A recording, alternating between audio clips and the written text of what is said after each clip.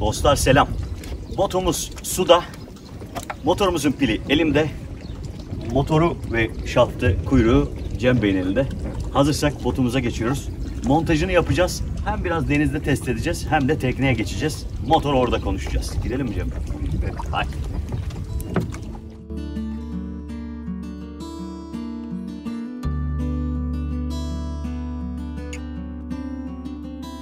Dostlar, her yerdenizden tekrardan selamlar. Cem Bey, teknemize hoş geldiniz. Teşekkür ederim. Yanımda BTM Co yetkililerinden Cem Çağlar var. Doğrudur. Hoş geldiniz. Şimdi hazır teknemizdeyiz. Arkada BTM botumuz var. Hemen üstünde de elektrikli Parsun Joy 1.2 var. Şimdi hızlıdan Joy 1.2'yi izleyicilerimize tanıtalım. Almak isteyenler varsa fikir sahibi olsunlar. Tabii ki. Joy 1.2 bizim elektrikli dıştan takma motorumuz. Bu tasarım özellikle yelkenli tekneler için, balıkçı tekneler için ve bu şekilde şişme botlar için özel tasarlanmış bir motorumuzdur. 1200 watt saatlik bir elektrik motoruna sahiptir. Ayrıca üzerinde dahili olarak bulunan ama sökülüp ayrıca taşıyabildiğiniz 1440 watt saatlik bir batarya bulunmaktadır. Bu bataryanın ağırlığı 9.8 kilogram. Evet, doğrudur. Batarya toplam 9.8 kilogramdır. Motorun komple ağırlığı 20 kilogramdır. Taşıma esnasında ve herhangi bir durumda batarya ve geri kalan motor grubu ayrıca çok kolay bir şekilde demonte ediliyor. Ayrıca taşınabilmektedir. Yani 20 kilogram dostlar. Bir su damacasını düşünebilirsiniz. 20 kilo bir damacana ama damacanayı ikiye bölebiliyorsunuz. Yani 10 kilo bir tarafta, 10 kilo bir tarafta bunu taşıyabilirsiniz. Ya da hiçbir şey yapmıyorsanız hemen pilini alıyorsunuz 10 kilo. Teknenin içerisinde şarj edebiliyorsunuz ya da aracınızla evinize götürebiliyorsunuz. Ya da yakında bir elektrik ünitesi varsa orada şarj edebiliyoruz. Peki tam şarj edebiliyoruz dediğimiz noktada ne kadar sürede şarj ediyoruz? Aletler için birkaç farklı opsiyonumuz var. Motoru aldığınız zaman paketin içinden bir adet standart şarj aletimiz gelmektedir. Ne kadar sürede şarj ediyor? Bu aletle beraber şarj ettiğiniz zaman 8 saatte sıfırdan 100'e bataryayı komple doldurmaktadır. Tabii orada önemli olan nokta bataryayı ne kadar şarj edeceğiniz veya yüzde kaçta bataryayı şarj etmek istediğiniz çok önemli bir nokta. Eğer %20'nin altında bataryayı şarj etmeye başlarsanız batarya şarj esnasında sıfırdan %20'ye ve %80'den %100'e dolma esnasında geçen süre çok daha fazladır. %20'den %80'e kadar şarj etmek istediğiniz zaman bu şarj süresi yaklaşık 4-4,5 saat civarında bir süre alıyor. Ama daha %0'dan %20'ye çıkarmak istediğinizde veya %80'den %100'e çıkarmak istediğinizde bu süre çok daha uzun sürüyor. Yaklaşık oradaki %40'lık bir periyotta 4 saatlik bir süreç almaktadır. Harika. Şimdi bu söylediğiniz benim için önemli. Çünkü benim gibi sürekli denizde olan, ne bileyim işte bir çekim yapıyorum. Çekim sırasında bataryam bitti diye. Benim doğal olarak bu pili alıp şarj etmem gerekiyor. Evet. Şimdi ben 8 saat bekleyemem bunun için. Yani geceden koymam lazım ki sabaha şarj olsun. Onun için ne yapıyorum? Pilimi alıyorum. Baktım şarjım azalmaya başladı. Hemen pilimi alıyorum. 1 saat, 2 saat bir arada hemen şarj edip hızlıdan tekrardan kullanabileceğim bir alan sağlıyor. Aslında bunu telefonlar gibi düşünebiliriz, değil mi? Evet, doğrudur. Telefonlarda da benzer oluyor. %20'nin altında ilk veya kapanan bir telefon şarj etmek için açılması için daha süre beklersiniz, uzun süre beklersiniz ama %20'de bir şarja taktığınız zaman o şarj olma süresi biraz daha fazladır. Aslında orada biraz kullanım esnasında sizin de o süreci ne kadar kısaltmanız veya ne kadar uzun tutmanız biraz daha önemli. Bunu aslında en kolay anlayacak kişiler de şu anda halihazırda birçok elektrikli araç kullanan kişiler de bunu çok daha net anlayabilir. Aynen öyle. Çok güzel. Elektrikli olmasının tabii aynı zamanda sonuçta bir fosil yakıt yakmıyoruz. Çevreci bir motora sahibiz. Bunun yanında çevreci olmasının yanında bizim gibi yelkenli tekne kullanıcıları için oldukça sessiz. Sanki bir yelkenli tekne kullanıyormuş hissiyatı var. Gidiyoruz ama bir motor sesi yok. İlk başta yadırgıyorsunuz dostlar. Ben deneyimleme şansım oldu elektrikli motorları. Bunda da aynı şekilde ilk kullanmaya başladığımda gidiyoruz mu gitmiyoruz mu? Yani bir tuhaf hissediyorsunuz ilk başta kendinizi. Alıştığınızda da tabii. Hızlanmaya başladığı zaman da evet, büyük mutluluk veriyor. Gidiyoruz ama ses yok. Çok acayip.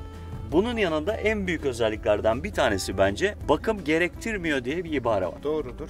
Aslında şunun iki sebebi var. Birincisi normal içten yanmalı benzinli motorlar herhangi bir yağ, filtre gibi ekipman olmadığı için bir bakım gerektirmiyor. İkincisi de ürün kapsamında, ürünün içinde bulunan kullanılan motor çeşidi özel DC fırçasız tip olarak adlandırılan bir motor çeşididir. Bu kullanılan elektrik motoru sayesinde bir daha elektrik motorunda herhangi bir bakım yapılması gerekmiyor. Aslında bunun teknolojisini de şöyle açıklayabilirim. açıklayabiliriz. Lütfen, çünkü DC fırçasız deyince yani nasıl yani DC fırçasız dediğiniz şey nedir? Bize direkt anlayabileceğimiz şekilde anlatın. En basit olarak anlatırsam, çok eskilerde belki yaşı biraz büyük olanlar hatırlar.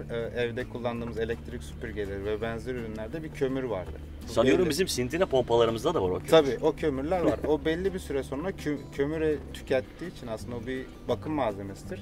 O pompa elektrik motoru çalıştıkça o kömürü tüketir. Bizim burada kullandığımız ürünün elektrik motoru fırçasız dediğimiz, bahsettiğimiz konu aslında o kömürsüz motordur aynı zamanda. Herhangi bir kömür kullanılmadığından dolayı elektrik motorun herhangi bir bakım yapmanıza gerek yok. Harika. Şimdi bir de hız verilerimiz var. Yani bu motorla alabileceğimiz hız verileri var. Normalde incelediğimizde bize gönderdiğiniz kataloglarda da bu 1.2 yani 1200 watt. Doğru. 1200 watt bir güce sahibiz. Bir güce sahip. 1200 watt güce sahibiz. Biz 1200 wattı tam anlamıyla kullandığımızda ne kadar bir hız elde ediyoruz? Aslında orada şöyle bir durum var. Yani tam gazda. Tabii tam gazda orada biraz kullanılan pervane ve anlık teknenin ağırlığı, teknenin ağırlığı, içindeki insan sayısı gibi farklı veriler, hani farklı doneler bulunmaktadır. Bizim daha önce üretici firmanın yaptığı bir test değerimiz var. Burada kullanılan 3 metre şişme taban bir botta 2 kişiyle beraber tam hızda 1200 watt çekerken 8.7 knot hıza, kilometre 8.7 kilometre hıza ulaşıyorsunuz. Evet, 8.7 kilometre saat hıza ulaşabiliyoruz. Bunu knot olarak çevirdiğimiz zaman da yaklaşık 4.7 knotlara tekabülleri. Evet. Şimdi birçok kişi gerçekten denizin üstünde zaman geçirince her şeyi knot olarak hesapladığımız için bazen kilometre deyince çok anlayamayabiliyoruz. Evet. Maksimum speed'de yani tapa gazda diyelim. Tapa gazda 1200 wattın hepsini harcıyoruz biz dediğimizde 4.71 hıza ulaşıyoruz dostlar. Mesela sizin örnek yelkenli teknenizde de burada da o motorla beraber siz bir deneme seyri yapabilirsiniz veya hareket ettirebilirsiniz, manevra yapabilirsiniz. Bunun güzel, benim için de ikinci bir motor olmuş oldu. Acil bir durumda yedek bir motor olarak kullanabilirsiniz. Aynı zamanda bize gönderdiğiniz katalogda da verdiğiniz verilerin altında bir ibare var. Evet. Bunda Ar-Ge çalışmaları yapılırken sakin bir nehirde, rüzgarsız bir havada, bir şişme botta, 3 metre bir şişme botta 2 kişiyle yapılan testlerdir diye bir ibare var. Doğru. Onu da belirtmişsiniz orada. Evet, yani o test değerleri, çünkü özellikle denizin üzerinde bu test değerlerini kişisel olarak yapmaya kalktığımız zaman çok fazla değişken parametre oluyor. Bunlar denizin dalga durumu, rüzgar, denizin aslında bölgesel olarak ve deniz suyu yoğunluğu değiştiği için bunlar bile performans değerlerini etkileyebilen değerler oluyor. Evet. Kesinlikle. Şimdi peki 1200 watt dedik. Biz bunu minimumda kullanalım. Şimdi dostlar, ben şurada size bütün verileri yazıyor olacağım. Buradaki verilerde 1200 watt, 1000 watt, 800 watt ve 600 watt olarak veriler görüyorsunuz. Bunlar fabrikanın bir nehir üzerine az önce bahsettiğimiz şekilde olan veriler. Bir de minimuma bakalım. Minimumda 600 wattta 6.9 kilometre saat hıza ulaşmaktadır. Saat hıza ulaşabiliyorsunuz. Bunda da seyir sürelerimiz önemli. Yani biz bunu 600 wattta kullanırsak 144 dakika gibi bir zamana ulaşıyoruz. Maksimum seviyede de kullanırsak 72 dakika kullanabiliyoruz. 72 dakikada tüketimi değiştiriyorsunuz. Tabii orada tüketim ve hız parabolik orantılı olduğu için hızı ne kadar çok arttırırsanız aslında veya hızı 2 kata çıkardığınız zaman tüketim 2 kata çıkmıyor. Tamam. Orada bir parabolik bir çizgi vardır. Bu şu anlamına geliyor: siz hızı 2 knot'tan 3 knot'a çıkardığınız veya 2 knot'tan 4 knot'a çıkardığınız zaman buradaki güç tüketim artışı 200 watt'tan 400 watt olmuyor. 200 watt'tan belki 300 watt oluyor. Evet. Ama siz hızı 5 knot'tan 5 kilometre saatten 9 kilometre saate çıkarmak istediğiniz zaman güç tüketiminiz 500 watt'tan 1200 watt'lara kadar çıkabiliyor. Aslında şöyle söyleyeyim o zaman. Yani bu yukarıda verdiğimiz veriler tamam, fabrikanın kendi verileri, ama asıl bunu kullandığınızda üzerinde zaten yazmışlar. Evet. İnanın geçen az önce mesela çok yavaş gidiyorum. Zaman uzadı da uzadı. %20 küsür, %20 şarj var üzerinde şu anda pilin. Çok yavaş gidiyorum. Saatlerce gidersin bu şekilde gibi gösteriyor. Stop ettiğimizde 8 saate kadar çıkmıştı süreç. Aynen öyle. Benim gibi böyle çok yakın 200 metre mesafeyi sadece teknenize gelecekseniz ya da şu anda teknemizle birlikte bir koyda demirlemiş olabiliriz. Yakındaki bir restorana servis botu olarak kullanıp akşam yemeğe gidecek olabiliriz. Çok rahat bir şekilde gidip tekrardan geriye dönebiliriz. Tabii. Ve yine en önemli unsurlardan bir tanesi tabii taşıma kolaylığı. Tabii. Şimdi ben bunu arabama almak istersem 2 parça halinde. Zaten bir tane pili var. Bir tane de kuyruk gerek kalan kuyruğu var. Kuyruğun altında da zaten motoru var. Evet, motoru var. Bir de yeke kolu var. Yeke kolu var. Bunu zaten dümdüz bir şekilde taşıyabiliyorsunuz. Böylelikle aracıma kolay bir şekilde koyabiliyorum. Doğru. Ya da kışlatmaya aldığımda, teknemi komple katladığımda, yani botumu komple katladığımda depomda az yer kaplıyor. Tabii şu an çok az yer kaplar. Bir de benzinli motorlar gibi yatay tutma, dikey tutma gibi şeyleri yok. İstediğim gibi, İstediğiniz gibi evet. Kaldırıp rafa koyabilirim. Rahatça, tabii rafa koyabilirsiniz, taşıyabilirsiniz. Yan yatırdığım karbüratöre yakıt gitti gibi dertlerimiz de ben yok. sevdim bu işi. Tabii. Peki aynı zamanda bir şey daha var bence. Şimdi ben küçük motor da olsa, biliyorsunuz onlarda 1-1,5 litre arasında kendi içerisinde bir benzin deposu oluyor dostlar. Tabii ki siz buna seyre çıkarken ben ne yapıyordum? Ekstradan bir 5 litrelik bir bidon yanıma muhakkak alıyordum. Çünkü o 1 litre bana yetmiyordu. Sürekli yenilemek zorunda kalıyordum. Ya da bunu istemiyorsam işte 20-25 litrelik, belki 10 litrelik ekstra bir depo koyuyordum. Bu da benim botumun üzerinde ciddi yer kaplıyor. 2, emniyet açısından ve her zaman yakıt taşımak büyük bir risk. Evet, bu riskten kurtulmuş oluyorum. Çünkü elimin altında her an bir yanıcı madde var. Bundan kurtulmuş oluyorum. Peki sıcağın, tam buraya değinmişken, yaz sıcağındayız. Lityum pilimiz sürekli güneşin altında. Şimdi ben telefonumu burada bıraktığımda yarım saat sonra telefon yüksek sıcaklık artık çalışmıyor diyor. Bunda da öyle bir durumumuz var mı? Aslında oradaki koruma biraz daha ekran ve kartla alakalı bir koruma var. Bunda herhangi böyle bir yüksek sıcaklığın batarya etkileyeceği bir durum yok. Herhangi bir şekilde çalışmaya devam edebilirsiniz. Güneşin altında da bıraksanız. Harika. Şimdi dedik ki benzinli motorlarla elektrikli motorları kıyasladık. Bu benzinli motorlara göre tamam biz 1200 watt diyoruz ama bu kaç HP motora tekabül ediyor diye soruyorlar şu anda bizim izleyenlerimiz. Tabii ki. Kaç HP motor taktık aslında? Aslında şöyle, benzinli olarak bir motorla kıyasladığınız zaman 3 beygirlik bir benzinli motorun hız olarak gücüne eşit. Evet. Ama orada önemli bir parametre daha var. Genelde atlanan bir nokta. Tork değeri diye bir değerimiz de vardır motorlarda. 3 beygir olarak adlandırılan güç biraz da motorun ulaşabileceği maksimum hıza belirtir. Tork ise karşı direnç varken ulaşabileceği maksimum hızı belirtmektedir. Bu sebepten dolayı 3 beygire maksimum hız olarak eşitiz ama tork değeri olarak çok daha yüksek. Yaklaşık bir 4-5 kat fazla, 2.6 bir motorla kıyasladığımız zaman 4-5 kat fazla tork değerine sahip. Bunun en büyük avantajı denizli havada, dalgalı havada veya karşıdan rüzgar alarak kullandığınız zaman benzinli bir motora göre aynı hız azalmasını çok daha az hissedersiniz elektrikli motorlarda. Şimdi 8 saat dedik. Orası yarım kalsın istemiyorum. Opsiyonel olarak biz bunu hızlı bataryasını, hızlı şarj bataryasında alabiliyoruz. Doğrudur. Hızlı şarj şarj adaptörümüz bulunmaktadır. 8 saat ne kadar süreye düşüyor? Oruna 2 saate kadar düşüyor. Güzel. Ama tabii o yine 2 saatlik süreçte %0'dan %100'e kadar. Tamam. Tabii siz onu %20'den %80'e arasında şarj etmek istediğiniz zaman şarj süresi yaklaşık 1 saat. Harika. Peki hemen diğer soru. Hepimiz bunu merak ediyoruz. Ben de ediyorum. Ben teknemdeyim. Bunu teknemde şarj etmek istiyorum. Bir güneş panelim var. İçeride tabii ki bir inverter'ım, amplitim falan var. Bunu nasıl şarj edeceğim? Şimdi orada 2 farklı seçenek içinde bir çözümümüz var. Eğer teknenizin içinde 5 amperlik bir çıkışa sahip invertörünüz varsa teknenin içine şarj edebiliyorsunuz. Bizim paketin içinde gönderdiğimiz standart şarj aleti direkt teknenin içinde 220 voltla çalışıyor. Teknenin içinde invertör çıkışına bağlayıp oradan şarj edebilirsiniz. Diğer nokta ise solar şarj istasyonu için şu anda çalışma devam ediyor. Çok yakın sürede o da opsiyon olarak bizim elimizde olacak. Güzel. Bu şekilde talep olduğu zaman ayrıca solar şarj istasyonu olarak da sağlayabileceğiz. Şimdi bu güzel bir şey. Solar şarj istasyonu dediniz. Hiç böyle bir yelkenlimiz yok, teknemiz yok. Sadece botta ya da küçük bir fiber teknede kullanacağım ben bunu. Yanıma solar şarj cihazını alacağım. Bana ekstra bir şarj edebilme imkanı sağlayacak, öyle mi? Tabii. Öyle ekstradan bir...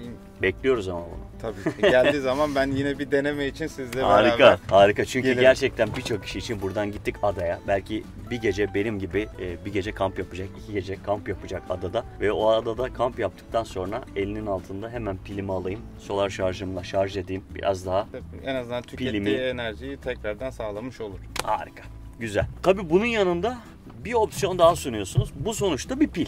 Evet. Aynı bizim bu cihazlarımızda kullandığımız gibi bir pil. Şimdi ben şöyle bir şey istiyorum. Ben bundan bir tane daha alayım. Tabii ki opsiyonel olarak yedek bataryamız bulunuyor. Yani bu üstten çıkan parçadan bir Tabii. tane daha alabilirsiniz. Alabiliyorum. İsterseniz şarj ederken birini şarjda, birini tüketimde kullanabilirsiniz. İstersen ikisini de şarj edersiniz. Biri teknede durur. Birini bitirdikten sonra ikincisine geçiş yapabilirsiniz. Bir change yapabiliyoruz. Tabii hızlıca. Zaten biraz önce montaj yaparken görmüştünüz, bataryayı değiştirmek yaklaşık 30 saniye sürüyor. Aynen öyle. Çok hızlı bir şekilde bataryayı değiştirebilirsiniz. Bence o kadar bile sürmüyor. Biz yine biraz şey yapalım.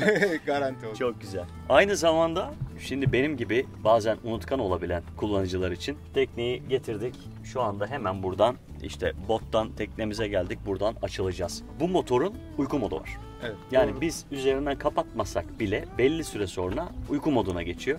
Doğrudur. O aslında şöyle, siz bu motoru çalıştırdınız, enerjisini verdiniz. Belli bir süre içinde gaz vermezseniz motora, motor sadece likit ekrandan, LCD ekrandan enerji tüketimi oluyor. Uzun süre gaz vermediğiniz zaman oradaki enerji tüketimini de kapatıp bataryanın ömrünü korumak amacıyla direkt kendini uyku moduna alıyor. Otomatik olarak kapatmış oluyor.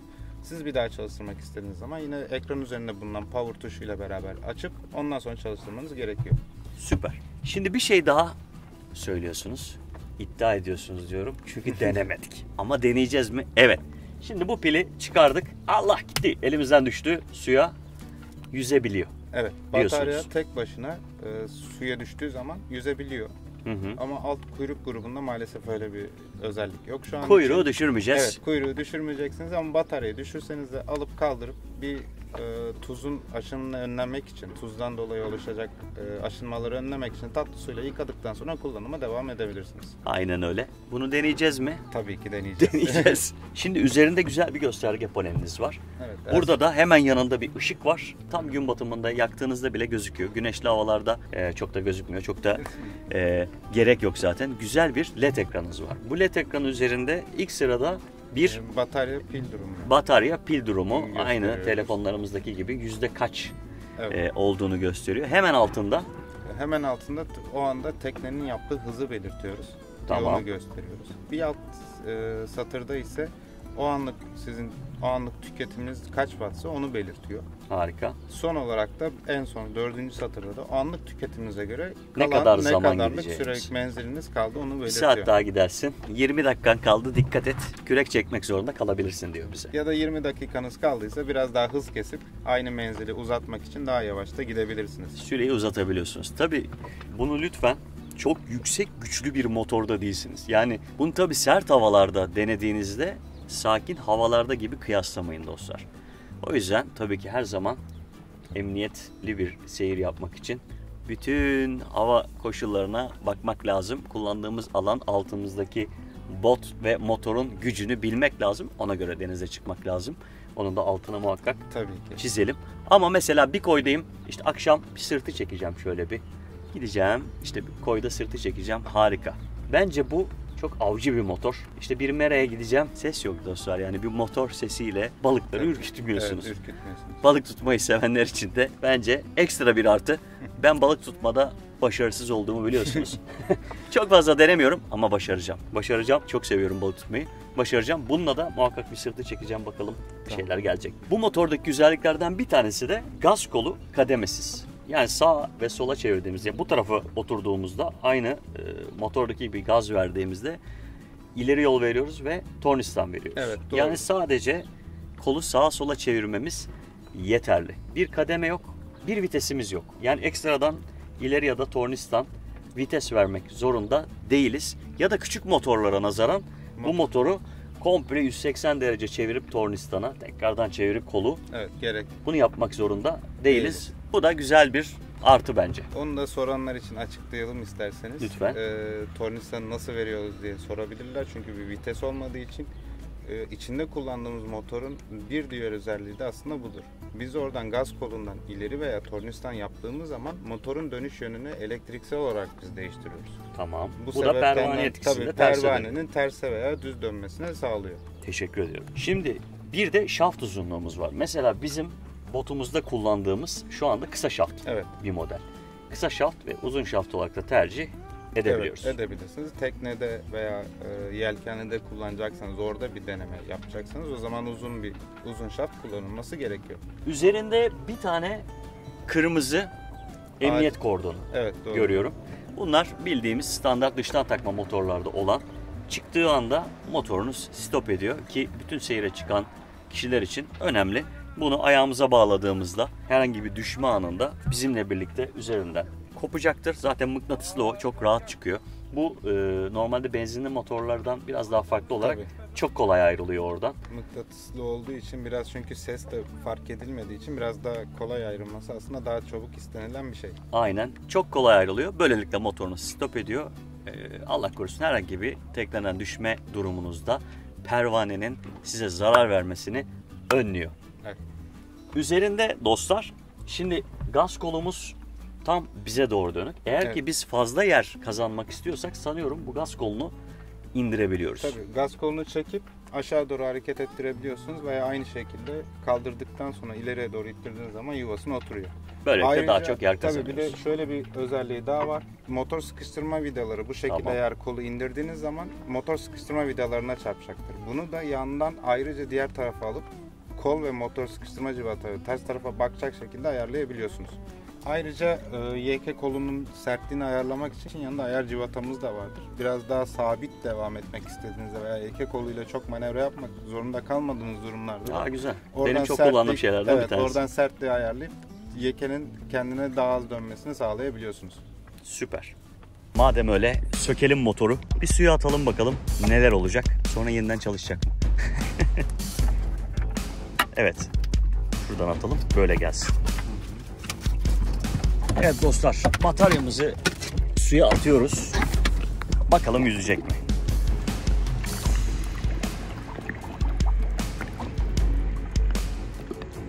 İlk başta lıngır lıngır sesler geldi. Ben sandım ki bataryamız batacak. Gördüğünüz gibi bataryamız yüzüyor dostlar. Çok uzaklaşmasın bizden, peşinden koşmayalım. Evet, şimdi tekrardan alalım.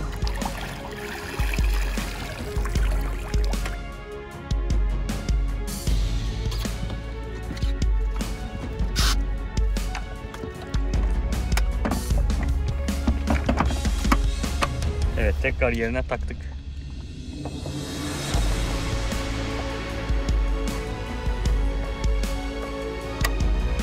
Yerleştiriyoruz. Burada tam takmadan bir şeyden bahsedebilir miyim? İğne ucu gibi uçlar var. Yani biz bunu tam buraya denk getirmeyip sert basarsak bu uçlar yamulabiliyor. Bu da aslında bizim MIDI kablolarıyla çok benzer. Müzisyenlikten bildiğim için bunlar yamuldu mu ciddi problem, düzeltmek zorunda kalıyoruz. Aslında yanlış montajı önlemek için şurada bir pim var. Evet. Aynı şekilde Aynen burada da öyle. bir pim yuvası var. Tam şurada uçtaki pim yuvasını görüyorsunuz. Evet, onları orayı karşılıklı hizaya getirdiğimiz zaman, bastırdığımız zaman tamamdır. Hadi bakalım çalışacak mı?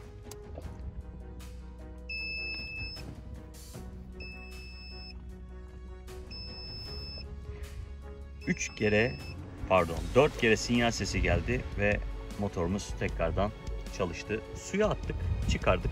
Motorumuz çalıştı dostlar. Harika. Bunun en sevdiğim özelliklerden bir tanesi denizde nezakete uyumlu bir motor. Çünkü bir koydasınız, işte yanımızda tekneler var, demirlemişiz. Sabahın çok erken saatleri. Bu erken saatte botumuza bindik, ayrılacağız. Parr diye motorumuzu çalıştırıp komşularımızı rahatsız etmiyoruz. Sessiz bir şekilde herhangi bir restorana, markete ya da çöpümüz varsa kıyıya ulaşıp gelebiliyoruz. Bu da bence en güzel özelliklerden bir tanesi. Ben yelkenci biri olarak, yelken sever biri olarak benim için çok sevdiğim özelliklerden bir tanesi. Denizde nezaket, denizin bence en önemli noktalarından bir tanesi. Cem Bey çok teşekkür ederim. Ben de çok teşekkür ederim. Valla bir sürü bilgi verdiniz. Her yer deniz dostları için de umarım faydalı olmuştur. Böyle bir elektrikli motor almak isterseniz Parsun şu anda sanıyorum ki 1.2 ile gayet bir önde gidiyorsunuz. 1.2 1200 watt bir güç üreterek. Tercih ederseniz Parsun'dan bilgi alabilirsiniz, yardım alabilirsiniz. Servis alanınız oldukça geniş. Evet, Türkiye genelinde şu anda yaklaşık 45 yetkili servisimiz bulunmaktadır. Ayrıca motor satışı ve diğer işlemler için de yaklaşık 40 tane yetkili bayimiz bulunmaktadır. Hangi bölgedeyseniz size yakın kesin bir Parsun yetkili bayisi veya servisi bulunmaktadır. Aynen öyle. Parsun'un sadece tabii elektrikli motorları değil, benzinli motorlarını da üretiyorsunuz. Kaç beygirden kaç beygire kadar sağlıyorsunuz bunu? Parsun ürün gamı için şu anda 2.6 beygirden 300 beygire kadar motor üretimi vardır. O zaman BTM Co olarak Parsu'nun Türkiye distribütörlüğünü yapıyorsunuz. Hoş geldiniz. Bence rekabet iyidir. Bir tekne alana kadar dostlar teknelere bakıyoruz biz. Tekne aldıktan sonra da bakıyorsunuz ama benim için en önemli noktalardan bir tanesi, fuara gittiğimde ekipman görmek istiyorum. Motorlara bakmak istiyorum, fiyat performansa bakmak istiyorum, bilgi almak istiyorum. Bunun yanında tabii ki işte halatlarıma, vinçlerime bakmak istiyorum, tekne bakım ekipmanlarıma bakmak istiyorum. O yüzden ekipmanların fuarda daha çok görmek istiyorum. Yani benim için fuarların önemli noktalarından bir tanesi. Biz de yine fuarda tanıştık. Evet. 2 fuarda da çok güzel ağırladılar bizi. Çok teşekkür ediyorum. Ben teşekkür bütün ederim. BTM.co çalışanlarına çok teşekkür ediyorum. Cem Bey'e çok teşekkür ediyorum. Bir sürü soru sorduk. Bize hiç üşenmeden geldi, anlattı. Sağ olsun, var olsun. Böyle bir motor almak isterseniz motorumuz Parson Joy 1.2 dostlar. Çok teşekkürler. Ben de çok teşekkür ederim bizi burada ağırladığınız için. Teşekkürler. Dostlar, mevzu böyle. Elektrikli motor almak isterseniz düşünebilirsiniz. Her yer deniz olsun. Mutlu kal kardeşim.